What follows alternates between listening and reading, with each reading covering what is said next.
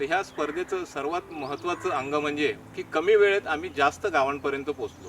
Doctor Tekale sir आणि मी आम्ही ज्यावेळेस जबलपूरला मियावाकी ॲफॉरेस्टेशनचं प्रशिक्षण घेतलं, त्यावेळेस आम्हाला काही 1-2 जंगलं करण्याचं आमंत्रण येत होतं आणि त्यानुसार आम्ही करत होतो. पण आम्ही नंतर विचार केला की आपण अशी एक जंगल बनवायला गेलो तर आपलं आयुष्य आपल्याला पुरणार नाही. परंतु आपण मानवाचा जो गुण आहे, मानवाचा सर्वात महत्त्वाचा गुण आणि एक महत्त्वाचा स्वभाव म्हटलं की त्यामध्ये आपल्याला एक जाणवतं की त्याला कोणत्याही ज्या प्रसंग किंवा ज्या संकटं येत असतात त्यावर त्याला मात करायला आवडत असते आणि त्यामध्ये त्याला जर चुरस असेल, स्पर्धा असेल, तर तो हिरिरीने भाग घेत असतो. तर ह्याच मानवी स्वभावाचा आम्ही अभ्यास करून ही संकल्पना राबवायचं ठरवलं.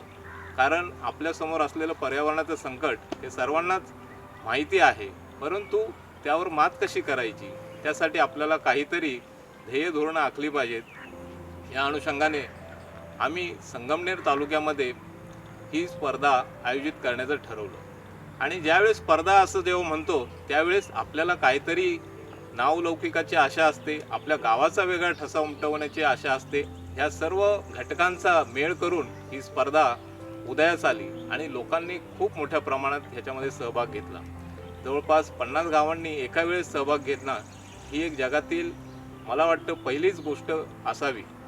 तर ह्या स्पर्धेत अनेक सरपंच, अनेक सहकारी अधिकारी, अनेक गावकरी, महिला आणि स्वयंसेवक, त्याचप्रमाणे बरेचसे राजकीय पुढारी यांनी देखील हिरिरीने सहभाग घेतला. आणि मला सांगायचं आवडेल की बघता बघता एका वर्षात आम्ही 50 गावांपर्यंत पोचलो आणि एका वर्षात हीच झाडं जी 2-3 फुटाची होती ती 20 ते 25 फुटाची आम्हाला दिसायला लागली.